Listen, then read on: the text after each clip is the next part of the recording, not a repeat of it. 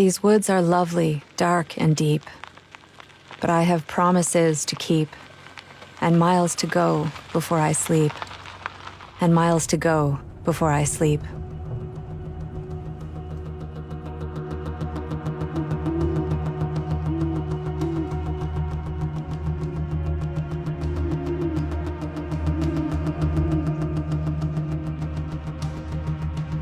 Tonight, the investigation team and I have set out to document one of the secrets of factory farming. The images I'll shoot tonight will haunt me for months to come, but they hold the key to helping millions of animals. Like a blanket, the darkness enfolds me. I breathe in the crisp air and look up at the moon. These surroundings calm me.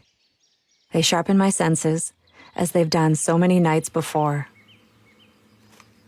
Every investigator knows that nightmares are not born of darkness. They emerge under industrial fluorescent lights. This is how modern-day chickens are raised. The barn feels more like a field of chickens.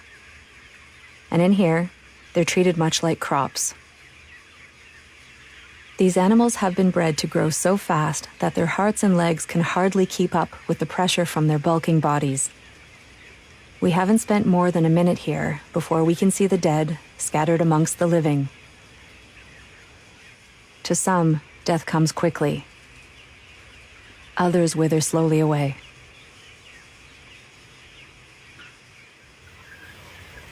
She starts to nod off a little bit when we're quiet. And she's got a badly paralyzed or injured leg.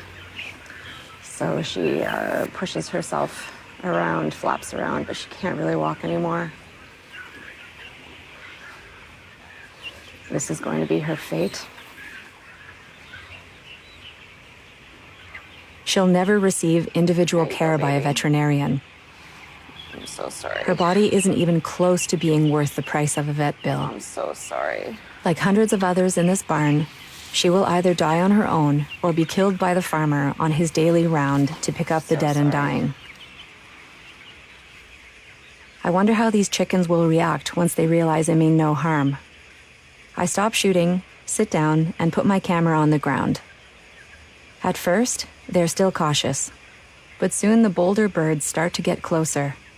They're curious. Soon I find myself surrounded by a sea of chickens. I'm covered in chickens right now. They're clambering to get up here. There's tens of thousands of birds in here, but, you know, if these guys were at Farm Sanctuary or at any sanctuary, they would have a name. And it's just so different here. Here they're not individuals. I always had a love and a concern for animals, but I was in my 20s before my relation to chickens changed. My mom had pet chickens at home, and I fell in love with their charming ways and their quirks. But at the same time, I was eating chicken for dinner. I was quick to realize that these animals were no different from the dogs and other animals I so adored.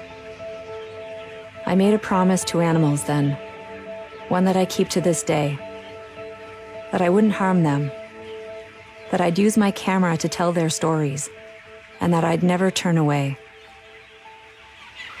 This chicken has never been pet before, and she loves it. I mean, chickens just love this. She's settling down onto my hand. She's starting to preen herself now because she likes what I'm doing so much.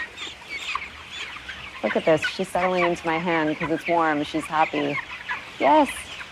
Yes, I like you too. I know that you're sweet. I mean, she's sitting in my hand. I'm feeling her little heartbeat. As dawn approaches, our time here is running out. It's time to leave.